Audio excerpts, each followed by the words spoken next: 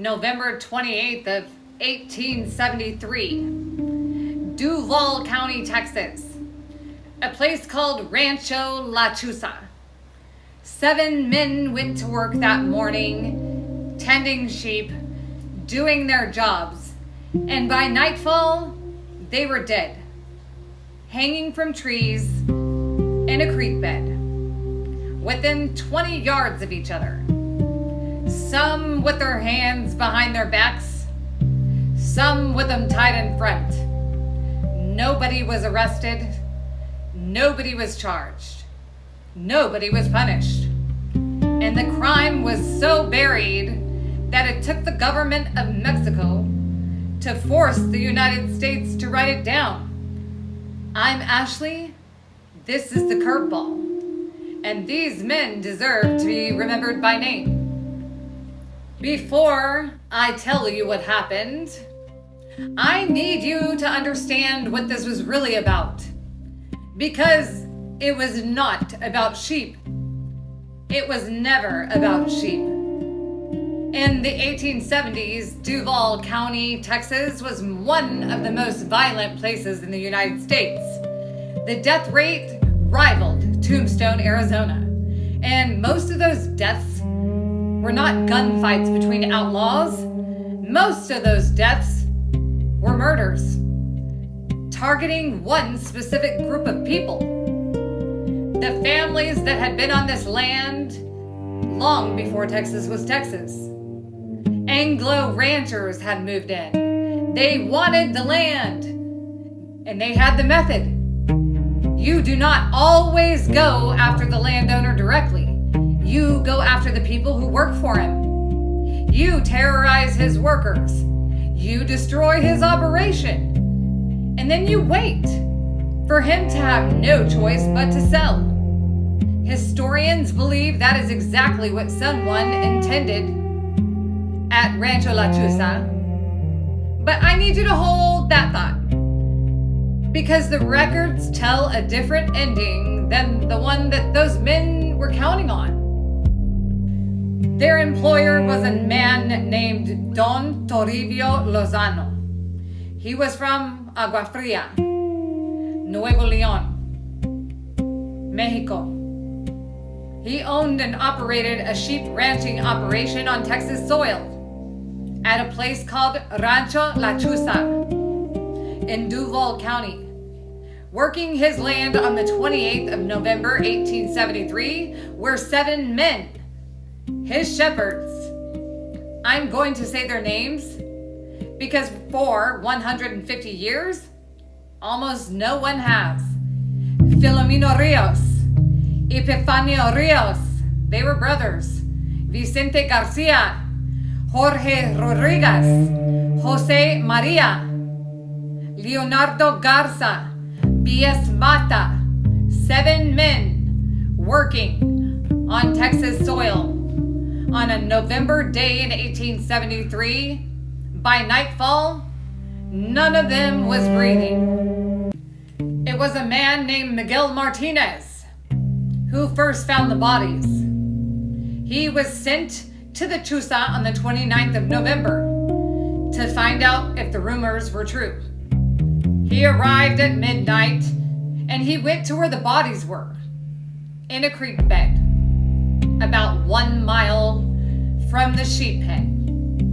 And he examined those bodies by the light of matches. What he found was recorded in a certified Nueces County court document, signed by the clerk of the District Court of Nueces County, and preserved in the official records of the United States Department.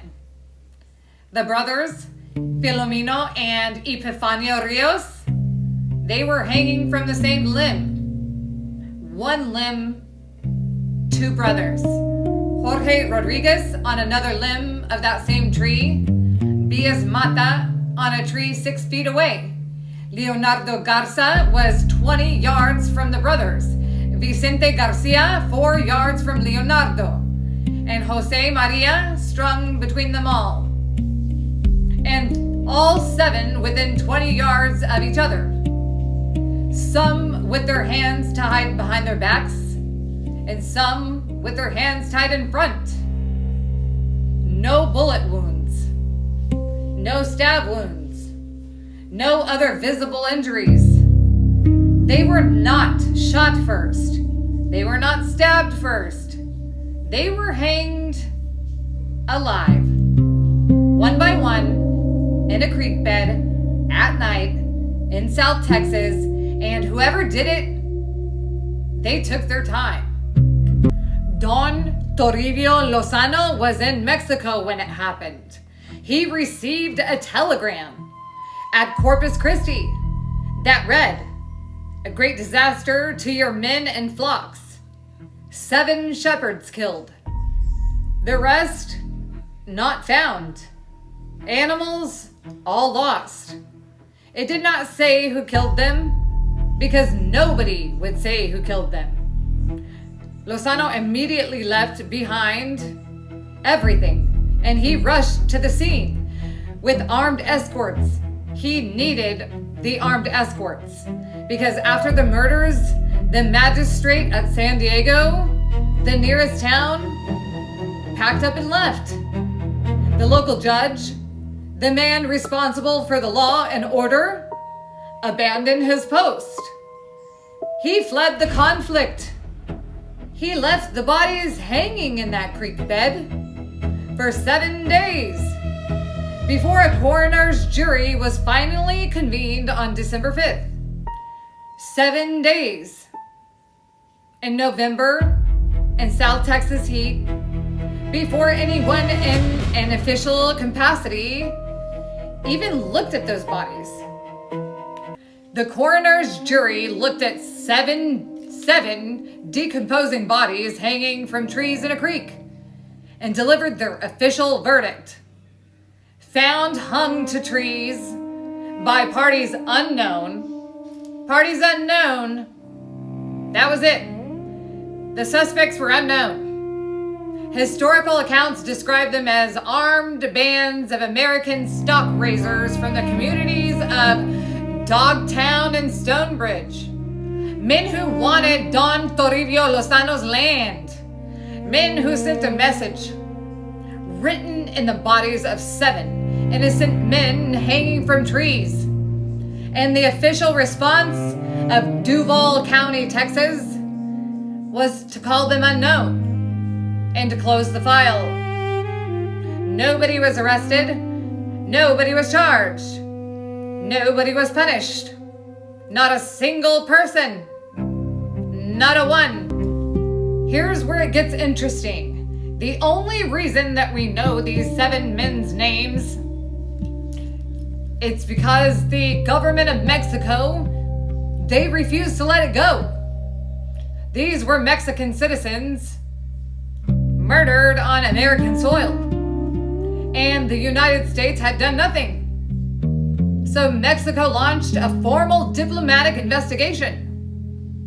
They sent a committee of investigation to the Texas frontier. They demanded answers from the United States government. They documented everything.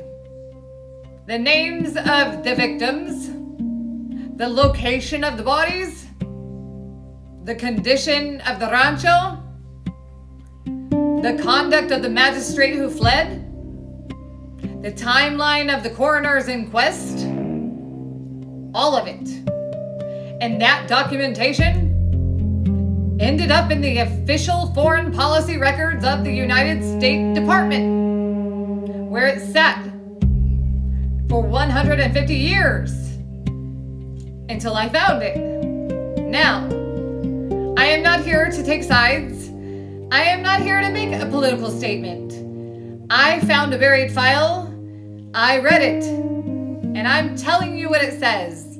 Because that is what I do.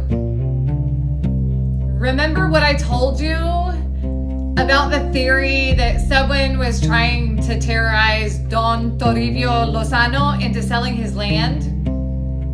Here is what the official U.S. State Department records actually show. In February of 1874, 3 months after 7 of his men were murdered, Don Toribio Lozano paid his inspection fees, 800 head of sheep and goats. His 1873 property taxes paid in full. His ranch still operating. Don Toribio Lozano, he did not run. He came back with armed escorts. He paid his taxes, paid his fees, and he kept his ranch. Whatever those men thought they were going to accomplish, the records say it did not work. Don Toribio Lozano was still standing on his land 3 months later. And the 7 men who worked for him are the ones that history tried to forget. I will not forget them. Filomeno Rios, Epifanio Rios, Vicente Garcia, Jorge Rodriguez, Jose Maria, Leonardo Garcia, Diaz Mata. 7 men, 7 names, buried for 150 years. Not anymore. I'm Ashley with the Curveball, and I'll see you in the shadows.